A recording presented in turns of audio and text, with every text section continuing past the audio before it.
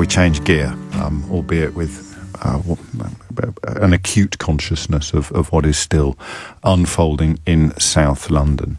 The Q.Anon conspiracists, who have infiltrated Britain, are so completely divorced from reality that I don't know how on earth you could ever bring them back. If you are not clear on what they believe, then let me tell you, if you are clear on what they believe, then I look forward to you telling me stuff. But it all began I mean, if you think your experience of social media is pungent, if you think, for example, that Twitter can be a sewer sometime, you probably should never go near a platform called 4chan, which is a veritable cesspool of hate speech and lies.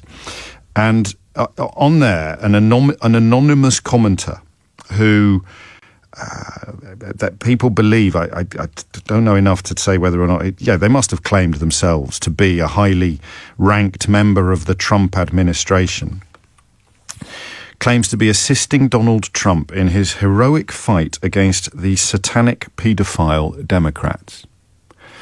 The conspiracy has spread widely during the pandemic. It's got worse. It's migrated out of the dark shadows of the internet and onto Facebook.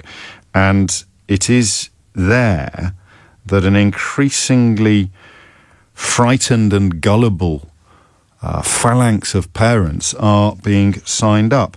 It is inevitably linked to Donald Trump, and because it's linked to Donald Trump, it is inevitably linked to white supremacism, whether explicit or implicit, because as Donald Trump's utter unfitness for office has become utterly irrefutable, particularly since the coronavirus started, you could argue, although frankly how anybody felt he was fit for office before it started is beyond the likes of most normal people. So because he is now so clearly telling you to drink bleach, telling you it was a hoax, telling you it would be over, telling you there weren't any deaths, it is utterly impossible. I've given up.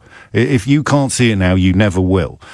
But of course, if you can't see it now, what are you going to do to cling on to the notion that the man is anything other than what the evidence of your own eyes and ears tells you? Well, answer, you ignore the evidence of your eyes and ears and you focus instead upon the myth, the utter myth, the complete lie, the mad, delusional nonsense that he is secretly doing something good.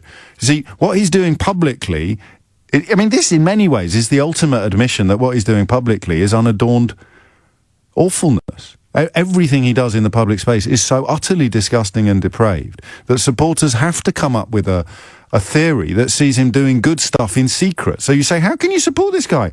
He's a self-confessed sex offender. He routinely mocks disabled people. He's a massive racist. He's a liar. He's presiding over carnage on a scale that has never been seen before in America and claiming that there's nothing to see here or that he's doing a good job. The evidence is, if you were a lawyer and you had that evidence in your back pocket as you went in for the prosecution, you'd tell the defence to stay at home. The sentence would be passed before the judge had finished speaking. So what are you going to do if you're clinging to the idea, and the only reason you like him is because he's endorsed your racism, but you can't admit that in public? So what are you going to do? Easy. He's doing something in secret that's brilliant. It took me ages to get it down to something so easily digestible. Why on earth do you believe that Donald Trump is leading a secret fight against satanic paedophile Democrats who traffic, kill, and drink the blood of children? Well, because the alternative would be to focus entirely on the stuff that is actually happening in public, James. Oh, I see. So all the stuff that's actually happening in reality is what you need to ignore in order to cling to the notion that the man isn't monstrous. Yes, James. And therefore you've come up with this idea that he's actually doing heroic things in secret, which nobody can prove, but which you passionately believe because... Yes, James. Okay.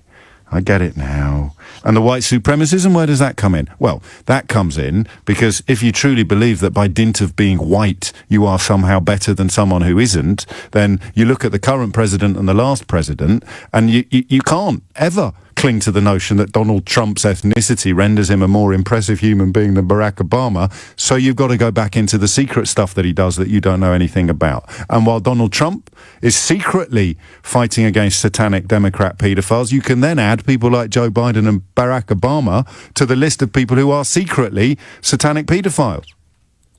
How many people are laughing? Because it's not actually very funny anymore. It's not funny anymore because it's now leached into, well, not only into the United Kingdom, but also into other areas of public discourse. The idea that the coronavirus is a hoax, the idea that the COVID-19 virus doesn't exist and that political leaders are using it to pursue some sort of hidden agenda, for me, and I could be wrong on this, but for me, it follows almost inevitably upon the Q.Anon nonsense, because once you have started treating utter bilge as true, anything can follow. So in order to cling desperately to the carcass of your support for Donald Trump, you've signed up to a school of thought that says he's leading a secret fight against blood-drinking satanic paedophiles. Okay, so you start there, and it's not exactly difficult to jump from there to the belief that Bill Gates wants to inject everybody with a dodgy vaccine so that they have secret little mini microchips in their bloodstream, which allows him to follow you all over the world. And again, how many people are laughing? Because it's not funny. And then you get the British version of it, and I'm on a journey with this. It's all new to me. But the assertion is, just so you know, Satanist Democrats are farming children underground. Now, you heard, what was the name of that lovely lady yesterday? She came on 2 days running. Can you remember? You heard her talking yesterday about what her friend said, and I think she said children farms, didn't she? Did she say the phrase children farms? And we all started spluttering in disbelief. Well, here it is. This is what the assertion is. Satanist Democrats are farming children underground in order to harvest and drink their blood. Many people here, of course, will hear echoes of the blood libel, which formed a crucial part of anti-Semitism for many years. The idea was that Jews murdered Christian children in order to use their blood to make matzah. This is, I mean, just as sick, just as dangerous, but arguably rather more prevalent in 2020 than the Jewish blood libel. It was Bernadette, wasn't it? So she rang us 2 days ago and touched upon the conspiracy stuff. She rang us about coronavirus shielding and her own fears that with her lung condition, I bet she wasn't expecting to feature on the show 3 days running, was she? But she just in case you weren't here, she rang us on Wednesday with the contributions to the conversation we were having about the tightening of the restrictions and the lack of clarity or the confusion about what you can and can't do. And because she's shielded for 4 months but plays a crucial part in childcare with her grandchildren, she was very worried. And she just touched upon in passing the fact that many of her friends have called her a sheeple and have told her that she doesn't need to worry about it at all. And they've sent off for little fake notes that exempt them from wearing the masks. And then she came back on, yes, she rang back yesterday when we started discussing this in more detail. But even I balked when she said, I think it was her, because we didn't have time to take as many calls as I wanted to, which is why we're coming back to it today. I think it was her that said children farms. I said, why are they why do your friends think this is happening? What is the thing that's going on that is the big secret? And she said children farms. That is what they believe. And even those of us who sort of warned that once you start lying to yourself, okay, so if, for example, you lie about me or anybody else, if you lie about me, you are lying to yourself. If you lie about Barack Obama, most obviously, I guess, the birther lies that Donald Trump was very, very responsible for, you are lying to yourself. Once you're lying to yourself, all bets are off. Once you're lying to yourself, you can stand up in public and suggest that people drink bleach. Once you're lying to yourself, you could swallow the idea that there are... I mean, the Times newspaper, the paper of record in this country, on Monday reported on the Trafalgar Square protest last weekend and quoted a 50-year-old electrician from, I think, Surrey, who was confident enough to give his real name. stating in the Times that there are tunnels beneath the streets of London full of kidnapped children being... Well, he didn't add this, but now I know the next stage of that statement is being farmed for their organs and blood so that cannibalistic satanic Democrats can feast upon them. Now, it's unlikely... Well, maybe it isn't. I was about to say it's unlikely that anyone in your life has gone that far. But Bernadette in Aylesbury has got people in her life who've gone that far. So, astonishingly, perhaps it's not unlikely. Give me a call. Tell me what you're dealing with, okay? It has to be quite a personal connection. That I think is, at this point in our musings, that is the point of entry. What is going on in your life? What is your personal connection with somebody who has swallowed some or all of this poison? What the hell are you going to do about it? 0345 6060 973. It's 11:48. 11:51 is the time, and it is back to territory that we touched upon yesterday. Ree's been in touch to remind me that it was actually her who introduced... Well, I'll read you her text in a moment. I have some breaking news for you. There is a manhunt underway in Paris as we speak for 2 attackers after 4 people were stabbed near the offices, the former offices of the Charlie Hebdo magazine. We will take a live report from Paris, I think, shortly after 12 noon, possibly before, but just be aware that there is a very, very serious situation unfolding in Paris with 2 attackers being sought after 4 people were stabbed in the environs of the old Charlie Hebdo offices, which were, of course, the scene of one of the worst terrorist atrocities of recent years. 11:52 is the time. Culminate. It's always worth pointing out that not just the magazine workers were killed, but also the first police officer on the scene, a Muslim, and it is worth pointing that out in the context of Islamist terrorism. The terrorists profess to be Muslims, but have no qualms, of course, about killing other Muslims when when they are about their diabolical business. So I don't know more about that at the moment, but we will bring you more details as and when it emerges. So back to the conspiracy theories that are abroad. And one other element I'd add, which is really interesting, because I've explained to you how the far right inevitably leans into lies like this when they've put all their eggs in a Donald Trump-shaped basket. But what's weird from the British angle is that people who... And this is why I was so shocked to see one of my friends on Facebook having gone down this rabbit hole at the weekend, because he is a bit of a hippie, you see. So that's what is doubly concerning, is that you can sort of see these desperate far-right attempts to pretend that what you see isn't true in the case of the current president of America, and what you can't see is what makes him brilliant. All the secret stuff he's doing that he can't tell you about. It's like having a girlfriend that goes to a different school, but on a global scale. But because QAnon has infiltrated organisations that are genuinely dedicated to genuinely vulnerable children, then genuinely decent people have fallen for this crud as well. And that is where you come in, because you're going to tell me about someone who's genuinely decent, but who, to your continuing consternation, shock and horror, is down this rabbit hole. And just a quick reminder, it wasn't Bernadette. I got that wrong. It was Ree in Cardiff. She's been in touch to tell me. It was me. But in all honesty, James, she says, I take no pride at all in being the person known for saying the words children farming on the radio. This is the world that we live in. But it's, I mean, again, and I know exactly what she means, because there's part of me that thinks, whoa, hold your horses, pal. This isn't a phone-in topic. It categorically is. Up and down the country, people believe this. And I want to know what it's like if you love that person. Duncan's in Dover. Duncan, what can you tell us? Very, very close personal friend of mine, James. Known each other for over 30 years. Go back to the very beginning. It all started at lockdown. He had to shield against COPD. Right, yes. So he was just chit-chatting as you were through WhatsApp and so on. And the tone started to change. And he said, well, you want to see what's on my Facebook? You want to see this? Yeah. Oh, they're using lockdown to grab all these high-profile paedophiles. And it's all about this. It's all about saving the world and about a new world order. And there's going to be new secret currency that's going to stop currency fluctuations, and that everyone's going to have an immediate election, but there'll only be one nominated candidate, and that candidate will only be built by Donald Trump. And I got to the point where, at the end of lockdown, I went to see him because I was genuinely concerned, really genuinely concerned, James. Yes, of course you were. When I tried to sort of delicately counter-argue some of his points, Yes. I got accused of working for Bill Gates. By your old mate? By my old mate that I've known for over 30 years. Bit of context change.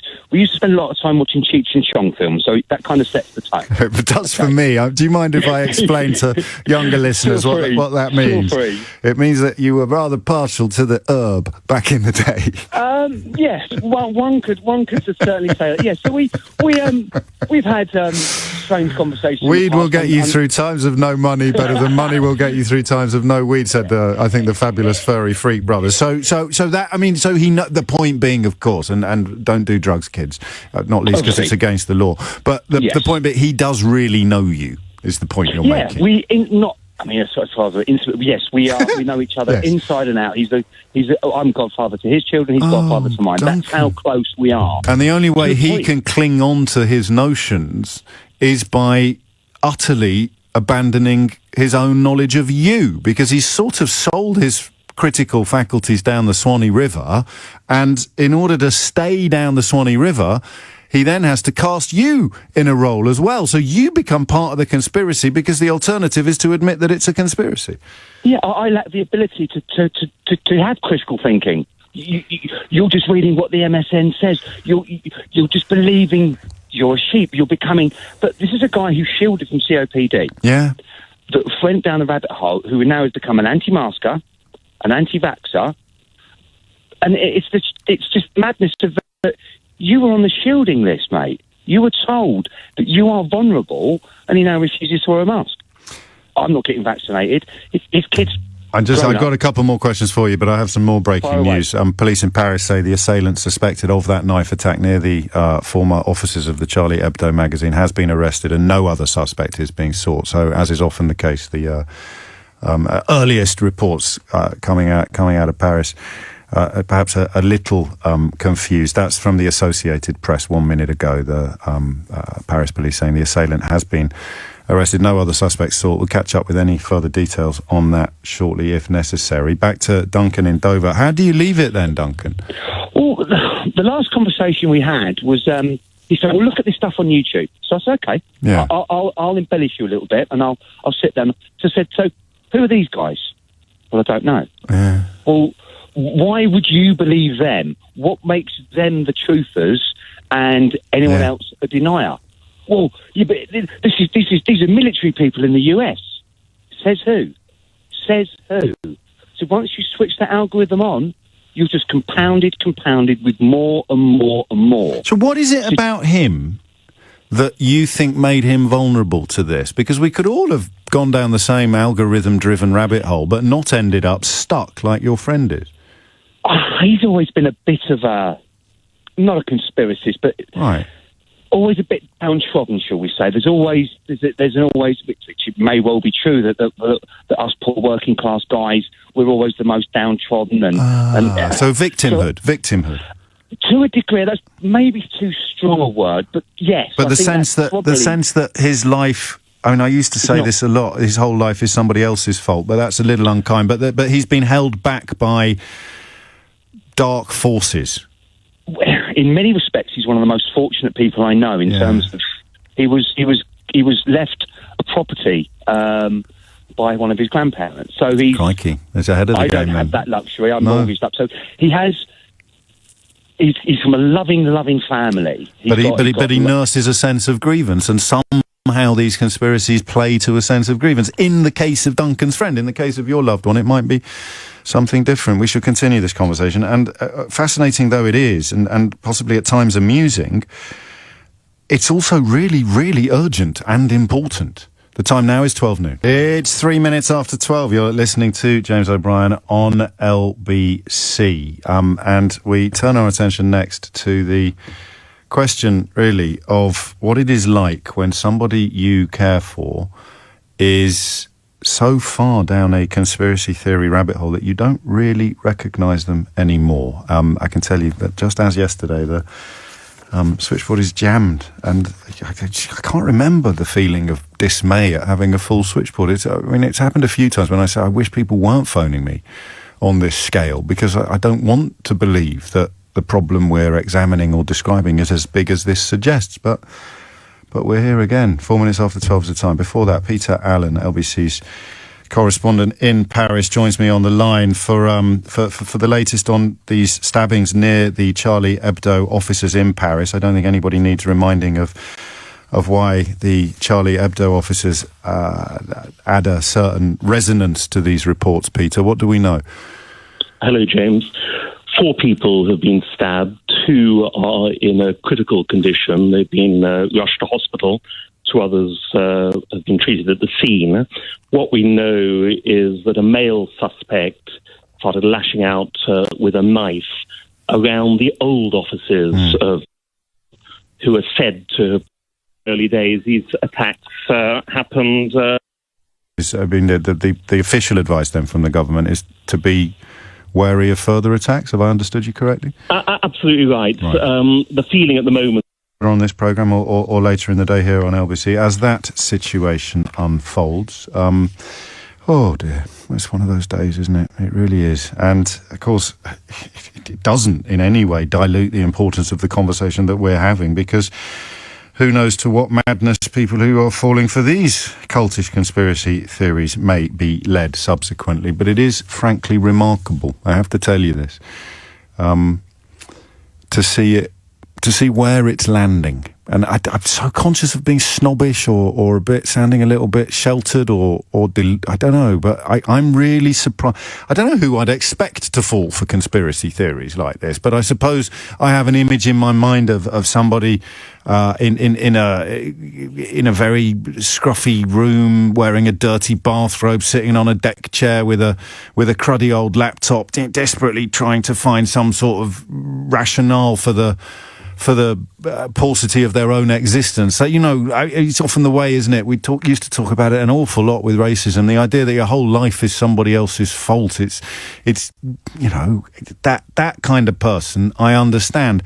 And I know it's borderline snobbish, if that's the right word. But, you know, my friend who got in touch earlier to say that the female captain at his local golf club was telling him the other day that coronavirus is a hoax. It all stems from here, but there are a million different things going on. And of course, not everybody who believes that coronavirus is a hoax believes that Joe Biden drinks the blood of murdered children. But there is a... what's the word I want? There is a sort of evolution. There are links, and it absolutely baffles me. 9 minutes after 12 is the time. I've got some fascinating texts coming in as well, quite long ones. Indeed, but I'll focus on the phones for the time being. Jennifer is in Cardiff. Jennifer, what can you tell us? Hi, hey, James. Hello. Hi. Yeah, good to speak to you. This is the first I've been listening to you for a long, long time, and this is the first time I've ever been able to get through. So, welcome aboard. Yeah, better late than never, eh? Yeah, one of the best presenters on LBC. Well, all right, I'm sure you know that anyway. Hang on, you're very kind. I'm no Eddie Mair or indeed Nick Abbott, but I'll take the compliment for what it's worth. No, don't examine that observation too closely, Jennifer. I don't want you to agree with me. A little bit of false modesty goes a long, long way. Where were we? Let's get back. Let's get back to the hoaxes. Enough of the Anyway, so. My ex-partner, we've got 2 children together. One is a teenager and one's older. Yeah. I do get afraid, but I'm glad that he's got another voice to listen to. Really, yes. not just the one voice. He's got my voice as well. Unfortunately, my oldest son, I can't do anything about. He's kind of set in his ways, and he's kind of fighting with his dad, really. Right. Yeah, well, especially my ex has just gone down the rabbit hole. He's always been a bit of a conspiracy theorist. Right. So what would have been something he believed in previously, maybe when you were together, that you thought was bonkers but harmless, might be a nice way of putting it? The Twin Towers thing, and that being right. Yeah, okay. Yeah. It's not, but yeah, he was always banging on about that for quite a few years. But then, yeah, I spoke to him because I speak to him on a number of probably on a weekly basis because I go down and pick up my son, and yeah, he believes in all this child trafficking. He believes in I can't remember the name of the drug. Apparently, they extract from children. I think it's called andron. And it's like androndite, something like that. But he believes that he first started off by saying, these stars. Why do they look so young? I said, because they've been photoshopped. So the Hollywood celebrities are part of the conspiracy, and rather than drinking the blood of children, which is what the politicians are accused of doing, they're using some miracle extracted from murdered children, and they inject it to make themselves look younger. That's right. You see, what I mean, Lord above, half of me's laughing my head off, the other half of me is smashing my head against the desk. I know. Well, that's what I feel like doing, and I do try to talk, and try to talk some sense. I get quite angry sometimes. I bet you do. But I don't think that's the way to go to change somebody's mind about something. One of his family members has stopped speaking to him because of a heated discussion that they had. And I said, I'm not like that. I suppose you feel, especially with the children, you feel you've got to keep the lines of communication open. Whereas perhaps if you didn't have children, you'd be running 100 miles an hour in the opposite direction. Yeah, that's right. But it's just really frightening. I mean, he hasn't actually said this to me, but it's been my youngest has come back and said that about being a Holocaust denier a lot, and it's complete change around, which I told him the other week. You used to believe this, and this, and now you believe this, and this. And he's saying, well, that's because I'm open to because he's seeing the real truth. He's seeing the real truth. What do you think he gets out of it? Either emotionally or I don't know.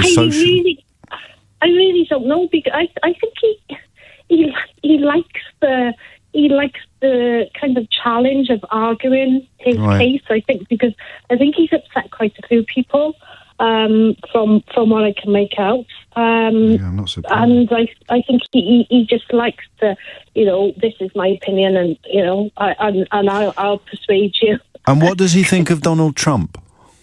Oh, yeah, well, he likes Donald Trump now. Donald Trump's doing a good job, and Michelle Obama is Michael. A man? And Meghan Markle, I'm learning. The problem is people are sending me stuff, Jennifer, and I don't know who's doing it with their tongue in their cheek and who's doing it for real. So I've heard the stuff about Michelle Obama being a man. How does that add to the conspiracy? How does that... Do you know? It's just everything to kind of discredit the Democrats, I think. And Meghan Markle is a clone, someone's just told. Meghan Markle is being cloned in some way in a laboratory or something. I mean... Oh, for goodness sake. It is this like tension between laughter and despair, isn't it? That must describe your entire relationship with the fella now. Yeah, that's right. Well, that's right. So, sometimes I think... somebody said to me the other week, is he winding you up? And I said, well, sometimes I think so. Yes, sometimes you think he must be doing it just to get a reaction out of you, but I can tell you now, you're far from alone. I don't know how much comfort that is, but I'm going to talk about this a lot more, I think, in the coming months, because as a lot of you are pointing out, perhaps the fact that we ignore it adds to the idea that the mainstream media is in on it. Oh, well, why do you think it's not on LBC, eh? Because they don't want you to know the truth. All right, it's on LBC. Here's the truth. It's all Rolex. Absolute, unmitigated, undiluted Rolex, all right? And you can quote me on that. In fact, you can change the first letter of the word if you want. It'll become even more accurate. Some more breaking news for you now, of particular relevance if you're in Leeds. The council in Leeds, the City Council, have confirmed that household mixing in the city will be banned from midnight tonight. We'll take a report from the City of Leeds shortly, but if you live in Leeds, then midnight tonight is when a ban upon household mixing, this has been confirmed in the last few minutes, is in place as of midnight tonight. It's 12... Oh, hang on, I don't understand what that means. Are we suggesting they may not have just confirmed that the household ban is in place in Leeds? Dialed back on... Right. My apologies for any confusion. I shall clear it up for you after this. 19 minutes after 12.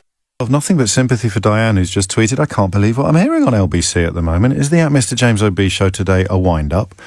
I wish it was. I've retweeted an article from The Observer on Sunday, which, well, I mean, if there's any doubt at all about the depth and the width of this problem, then that should remove it, if my callers so far haven't. And here it's put in really quite beautiful language, actually. It's brilliantly written, that this is what it is, okay? Lots of things stem from this, and coronavirus skepticism, people who presumably... the question I would ask is, when people ring me to tell me that their dad has died of it, do you think they're lying? Or have they been lied to?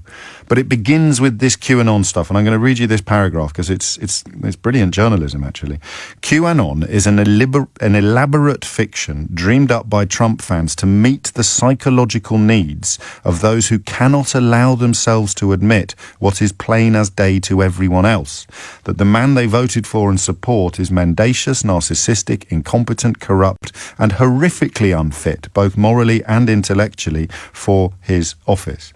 He is so ostentatiously unfit to be president that the only way even his most ardent supporters can justify his position is to elevate their own denial into a baroque theology in which his opponents are satanic paedophiles and he is the defender of the children. Thoughts there that I tried to express, but Moira Donegan, the columnist who wrote that paragraph, expresses rather better than I managed. But it is that simple. In order to ignore the evidence of your eyes and ears regarding Donald Trump, you have to cast him as secretly doing good things that he's not allowed to tell you about. But why has it reached Britain in with such power? That bit I'm not sure about. That bit I can't currently tell you. Emma is in Brent. Emma, what can you tell us? Hi. Hello. Hi, James. Hi, Emma. Okay, so about a month ago, I lost a friend who I've been very close to for the last 18 years. Go on. If you had asked me out of anybody I knew who would be the most likely person to be brainwashed, I would never have said him. I know about QAnon. I kind of had a bit of knowledge about them before all this happened. I found all these claims about killing babies and children to harvest, I think it's adrenochrome, the last lady you were speaking to. Wasn't sure what it was. This is the Hollywood celebrity angle. This is the secret. Tom Hanks, Chrissy Teigen, part of a massive elite paedophile ring involving the government. The Wayfair chain of shops are trafficking children under the guise of selling pillows and rugs. And there was a furniture shop as well that they thought they'd spotted some secret code on a furniture catalogue. I found all this really disturbing but highly amusing at the same time. Well, I keep saying 50% laughing, 50% smashing my head against the desk. Right, so, you know, all this, we're about to enter 10 days of darkness. The internet's going to shut down when Donald Trump tweets the storm is upon us. He's going to directly arrest thousands of elite figures. So I obviously know that they're just nothing more than these alt-right sheep, deluded, brainwashed cult members. Of course. But what's really sad is that they've managed to red pill my friend into believing all this propaganda. What? How? And what's really interesting is that he would have been at the bottom of your personal list of people who might fall for it. So what do you think has happened, Emma? Okay. If you ask me what's happened, in my opinion, it's because we have had however many months of being locked down at home, everybody's accessed the internet a lot more. I think it's also him signing up to the ideology because he's really lost at the moment without a job to fill his time. There's an element of him being abused as a child, and I think this is kind of revenge or wanting to revenge his abuser. But I think groups like this make people feel important and they give you a sense of belonging, like a street gang, maybe. Or sort of, I know and you don't, a sort of sense of false superiority almost, perhaps. Yes, important, you know, but, you know, when they're going on these chat rooms and threads and they're commenting or sharing videos or sharing information, they're being kind of bigged up and you know. And you get dopamine from the likes, so it almost becomes a self-fulfilling prophecy, doesn't it? I mean, this is weirdly... He's a someone in these Facebook groups and Bingo. chat forums. Bingo. He's actually ended his 10-year relationship with his boyfriend and stopped speaking to his brother because they both challenged his belief system. And then you boast about that, and that gets you more kudos, because you say, I'm so committed to the cause, I've sacrificed my relationship and my own brother. And people go, whoa. WhatsApp. I'm willing to end hundreds more friendships if this is what it takes. But the most upsetting thing for me, before I approached him, I looked up how to deal with a friend who's been brainwashed. Okay. There's lots of articles online, there's lots of YouTube videos. Right. And it warns you that the person will lash out if they feel challenged. Yes. Because they're in the mode of trying to protect the group or the perpetrator of their brainwashing. And he did all of that, and I expected that. Right. He attacked me as a mode of defence. So what he did was he turned it around and he started to assassinate my character, brought up some really petty stuff from the past. And then he ended this rant by saying, like I said, he's prepared to lose hundreds more people because he's made new, stronger connections in his new community. That I no longer offer anything of value to his life and that I'm dead wood. But the crazy thing is, James, I would forgive and forget if he realised in a few months' time that this has all been a waste of his time. That's not crazy. That's not crazy. That's being a friend. It's really sad, and it does detract from real individual cases of child abuse. I used to work in child protection myself. Yes. So I just want to say, anyone who's listening, please, guys, watch out for your friends who have fallen victim to this. It's heartbreaking to see someone you care about subscribing to this baseless, evidence-free ideology. And would we call it an ideology? I mean, it's more like a cult, isn't it? Not an ideology. Yes, yeah. You know, because he's now an anti-masker, anti-vaxxer. Now, talk to me about that. What do you understand the link there? Because I mean, I understand that not everybody who has, because you know, you can read some fairly ridiculous things about masks in previously and still in some cases reputable British newspapers. You don't have to go far to find people calling masks nappies and muzzles and things like that. So not everybody who's fallen for that. No, you don't. How one followed the other. Being told what to do and being, you know. Every time, quotes, they, end quotes, tell us what to do, there is an ulterior, sinister motive. People don't like to take responsibility for their actions, do they? And have some accountability that if we all do the same thing, we all work together, we can make this COVID go away. It's about, you know, the establishment telling you what to do and not wanting to go along with that. Yeah. That's the link I understand it anyway. Oh, I feel for you, I really do. It's left a gap in your life, hasn't it, this? Yes and no. I believe the people that are meant to be in your life are going to be in it. And, you know, I'm a big believer in fate. And if someone's not meant to be in your life, something will happen to remove them. And this is obviously it. Well, that's a very I like that attitude. Very philosophical, fatalistic. But, of course, I'm sure that you wouldn't have looked up how to help that person unless you had wanted to, and unfortunately none of us have yet found the tools that might have done. 27 after 12 is the time. This is, I mean, it is actually unbelievable. James, it's so good to hear you discuss these bonkers theories. Most of the media seems to avoid addressing them, which just feeds the belief that they are actually true. I've got to tell you that it's a tightrope. I'm shocked daily about how many people I know personally that I would otherwise class as intelligent beings who share utter rubbish on Facebook about various concocted stories. Matthew's in Liverpool. Hi, James. My dad fell down this rabbit hole years ago. Pretends to distance himself from QAnon, but then repeats all of the same things that they do. Trump is saving the world from satanic paedophiles like Hillary Clinton, Barack Obama, and Tom Hanks, to name a few. Tom Hanks? It's like he's one of the nicest people on the planet, isn't he? Oh, but hey-ho, this has driven a wedge between me and my dad and is deeply upsetting. It's affected a lot of the family. On the other hand, he's always been a great dad and an excellent grandfather to his 11 grandchildren, including my 2. I really don't know what to do about this, and I fear for his mental health. I'm not surprised. Alan's in Chesterfield. Alan, what made you pick up the phone?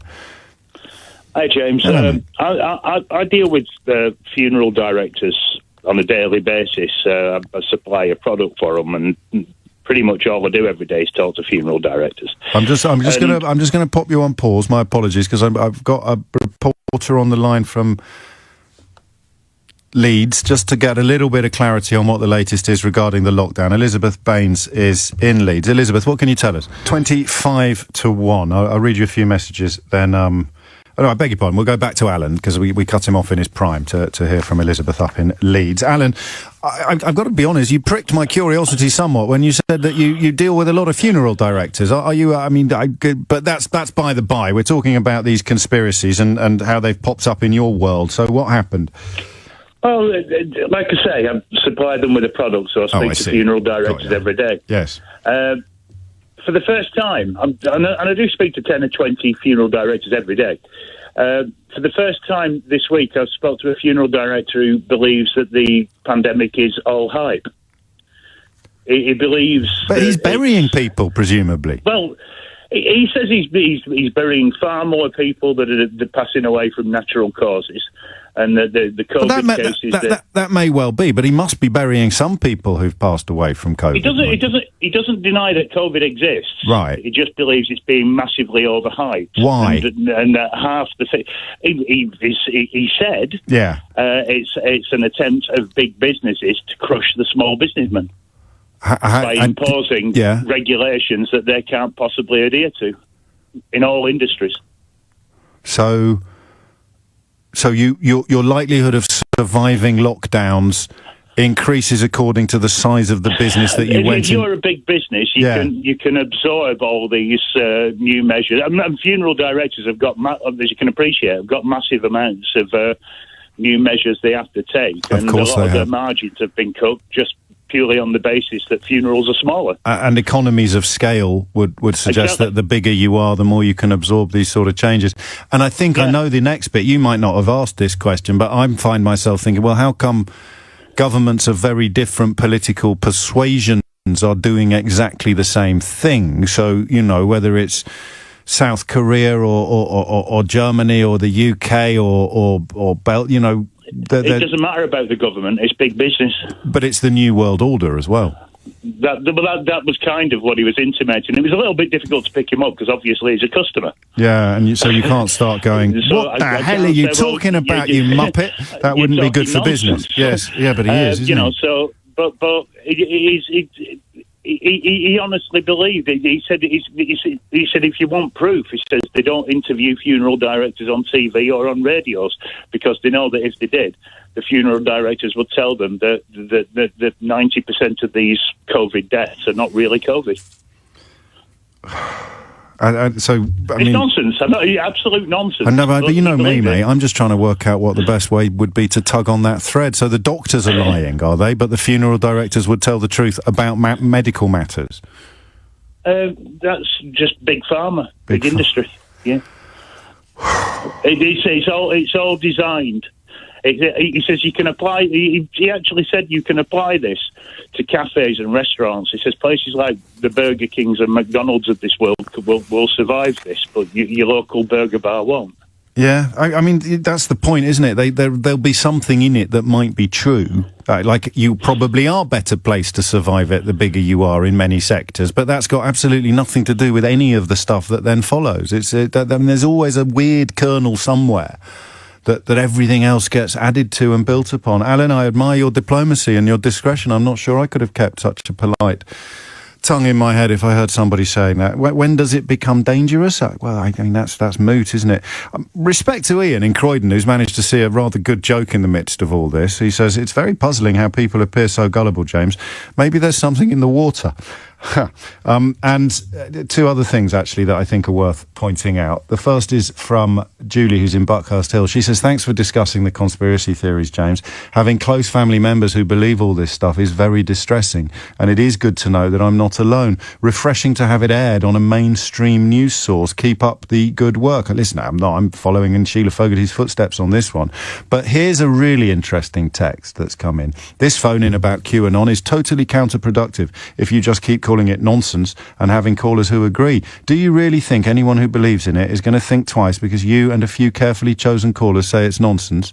To which I would speculate that you clearly are thinking twice, as you hear sensible, educated, intelligent, evidence-based people who aren't isolated or aren't confined to barracks, who aren't furious about their status in this world, or nursing secret grievances, or persuaded that there are malign forces out there in the darkness wishing us harm. You're just hearing normal people talking about it in normal language, and the only way that normal people in normal language can describe it is nonsense.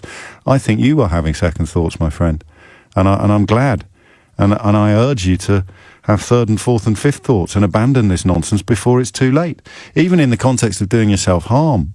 But what about your relationships? 500 likes on Facebook is not as good as having a best friend in your life still. It just isn't. 12:41 is the time. Ken's in Redbourne. Ken, what would you like to say? Oh, hi, James. Hello, Ken. Hi. Hello. There's a link I've become aware of between evangelical Christianity and the conspiracy theory of concerning the vaccine being a way of getting some sort of microchip into us through Bill Gates. Again, in every caller, there's a little bit of me sniggering at this, and yet, Bill Gates is one of the big names, isn't he, in the whole shebang? So how does that work? And this is your church, is it? Just to be clear, I don't. Yeah. Okay. So you go to church, and fellow members of the congregation tell you that. Because, a significant number of evangelical Christians don't believe in evolution. No, I know that. Yeah, so they're creationists. Yes. The universe is 6,500 years old. Now, yes. If you don't believe in evolution... Dinosaur bones are a test put there by God to test our faith. Exactly. Yes. Exactly. Now, if you don't believe in evolution, then you can't believe that the virus, the COVID virus, has jumped the species gap. Can you not? Because that means you've got to accept mutation of a life form. Mutation being a fundamental bedrock of evolutionary theory. Exactly. Now, if you can't believe in that, that means... Because they do believe the virus is around. Right. So that means the virus must have been manufactured. It can't have evolved. It can't have evolved. So if it's been manufactured by man, it's been introduced into the population deliberately. Wow. In order to get us to take the vaccine with the chip in it. And why do they want us to take the vaccine with the chip in it? Just to control the human race. But how will they control me if I take the vaccine with a chip in it? Even if it existed, which of course it doesn't, how would it work? There it gets fuzzier. There seems to be a general idea that once you've got a microchip from Bill Gates in you, somehow you're under his control and knows where you are. I mean, and does Bill Gates have 8 billion joysticks in his basement, and he just goes down there and decides who he's going to control for the next 10 minutes, and suddenly I start throwing my right arm up in the air like Robert Lindsay in GBH? Anyone who's ever I do IT support, so anyone who's ever wrestled with a Windows 10 computer from Microsoft would know that if you are going to get a chip in you, it will fail almost immediately and crash. So you have to turn it off and turn it on again. Yeah, exactly. Oh dear. And how patient are you with your fellow followers? They're people that I love them. I know. But that's why I asked. And what makes it difficult, of course, is there's also it's a minority thing, but there's also a link into Trump moving the capital of Israel to Jerusalem, being a foretelling of the end times. Yes, I mean, again, not for the first time I find myself almost balking at going down that road, but if you look into why evangelical Christians welcomed the moving of Israel or the embassy, and therefore the kind of mooted moving of the capital, then you won't quite believe your eyes when you read into that. Why would very excitable Christian pastors be the real reason behind that, rather than anybody Jewish? In fact, it makes for rather grim reading for Jewish people if you read into it in detail. It's all to do with the rapture, isn't it? So if you move the capital to Jerusalem, then on Judgment Day, it brings Judgment Day closer, and on Judgment Day, all of the Christians go to heaven. What happens to the Jewish people? Well, they have a chance to accept Christ at that moment or burn in hell. Nicely put, Ken. 12:40, just coming up to 1:45. 12:48 is the time. So the reason that you know it's true is because the mainstream media never discusses it. They're too frightened to. And then suddenly the mainstream media is discussing it. How are you going to process that? Well, David in Dulwich has got the answer. James, he writes, don't be so naive. If you can't see what's happening, then you must be in on it. Also, along with the rest of the media. Yeah. Good luck with your microchip and immunity passport. UK in 10 years equals North Korea. New World Order. David in Dulwich. Mate, I know. that what you believe is bogus. Not just bogus, but beyond bonkers. You know it somewhere deep inside as well. Whatever it is you get from subscribing to this absolute hogwash is not worth the price of entry, pal. It just isn't. Okay, how many years have you listened to this programme? You think I've been a secret tool of the New World Order? Even when we were playing Beat the Sweet back in the day? Come on, man. You're better than this. And also your loved ones deserve better than this. However rubbish your life is, however lonely you are, this will not help. It will not keep you company in your dotage. 12:49 is the time. We've got the latest Office for National Statistics in front of us. Ben Kentish is here to talk us through the headlines. Ben, what do we know? Well, James, it's not a good picture, as you may suspect, given what we've been hearing recently, but quite stark, these figures. They tell us two things. There's two real measures that are interesting. The first is the number of new infections per day. And in the last 3 weeks alone, James, since the start of September, that has trebled almost. When in fact, it has trebled exactly. It was about 3,200 new infections a day at the start of September. It is now 9,600 as of last week. And because there's a week lag, of course, on these figures, we can safely assume it is now even higher. And then, James, perhaps even more worrying is the number of people, the proportion of people that are infected on any one day. So not just the new cases, but across a week period, how many people on any one day are infected. That was just 6 weeks ago, about 1 in 2,000 people across England had the virus. Now, or indeed even last week, that is down to 1 in 500. So it just illustrates, doesn't it, how severe that spike in cases has been. And that was just a weekly average, and that was a week ago. So as I say, it is now even worse. Towards the back end of last week, the ONS reckoned there could be more than 11,000 cases a day. So pretty worrying figures for the government and indeed for all of us. And, I mean, no doubt underpinning the announcements from the Prime Minister and the Chief Medical and Scientific Officers earlier this week. Interesting, because you are, of course, our Westminster correspondent. So interesting to hear Rishi Sunak yesterday saying people should stop being afraid or that it's time to live without fear. Did you buy into the speculation that this is a tanks on lawn moment, that he has deliberately cast himself in contrast to the nominal boss? I mean Boris Johnson, not Dominic Cummings. Well, James, there's a few things going on here that are really interesting. Firstly, he's been holding meetings behind the scenes with some of the newer Tory MPs, giving FaceTime to, quite new backbenchers that a Chancellor might not normally do. Then there's been all the slick graphics and the imagery that's been going on social media. And then yes, this quite different language to the language that people like Boris Johnson and Matt Hancock are using. I don't think there's any doubt in Westminster that Rishi Sunak is building a brand for himself. That is, I think, absolutely right. And the language he's using is part of that, trying to give people some hope and trying to also take a slightly different tack for the Prime Minister. But I do think it's not simply any future ambitions he has. It is also about the job he holds, because just as Matt Hancock's priority, of course, is public health, Rishi Sunak's is the economy. That goes without saying, really. And one of the problems with the economy, it's not just the closures and the unemployment, of course, although those are very real problems, but also confidence. And the Treasury is desperate for people to, as Rishi Sunak put it, lose a bit of that sphere, start spending and start going out again, while, of course, taking the precautions they need. So, yes, I think it is partly about personal branding, but it is also about the different nature of his job compared to that, say, of Matt Hancock. But it was noticeable that he said we should learn to live with this and live without fear at just the time when other ministers are urging us all to be a bit more careful and, they might say, a bit more fearful. Yes, clarity and leadership. Ben Kentish, LBC's Westminster correspondent, many thanks indeed. And as he spoke, Dan Hodges, the Mail on Sunday columnist, who is always interesting, he tweeted, "I don't think people fully appreciate the scale of anger and despair amongst cabinet ministers and Tory MPs over the perceived lack of leadership within Number 10.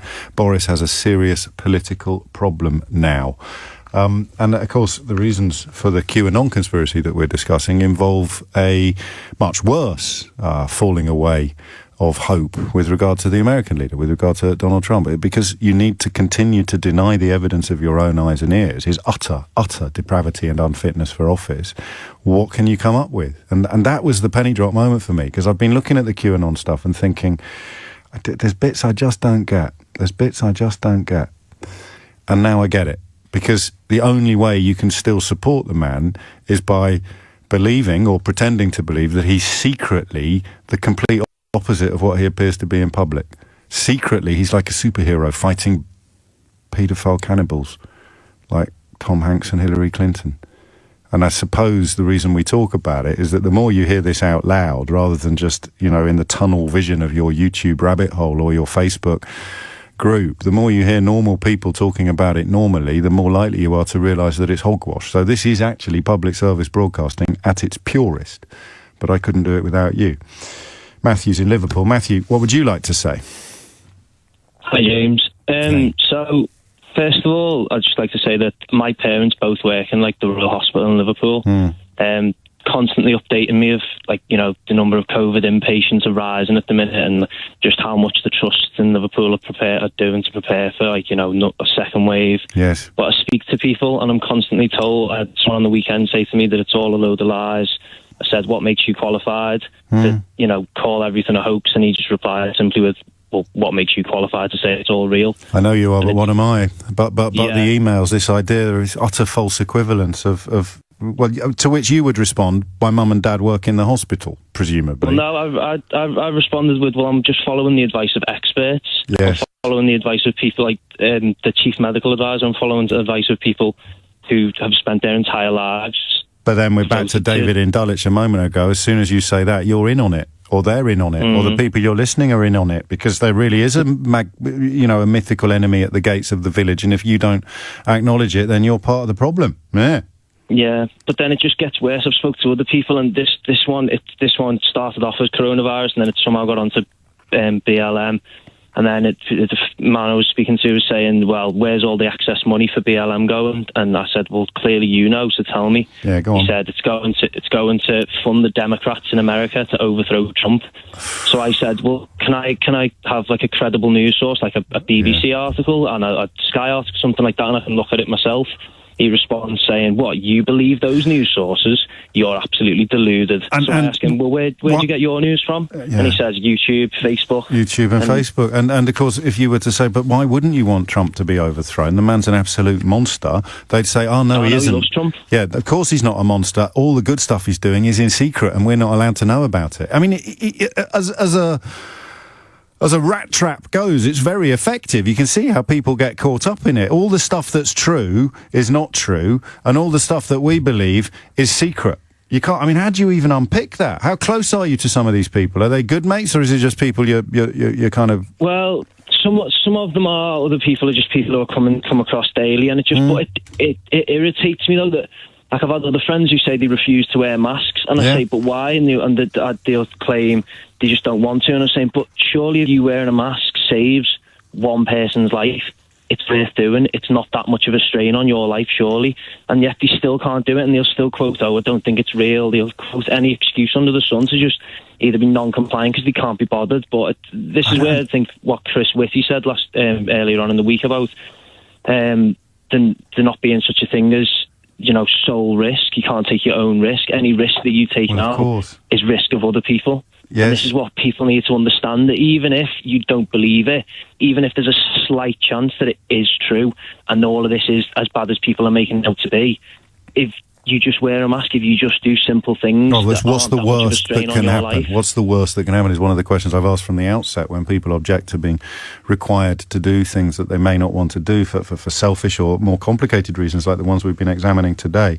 What is the worst that can happen? And there's a report that research is suggesting now that wearing masks even reduces the virulence of the virus. It reduces the strength of the virus as well.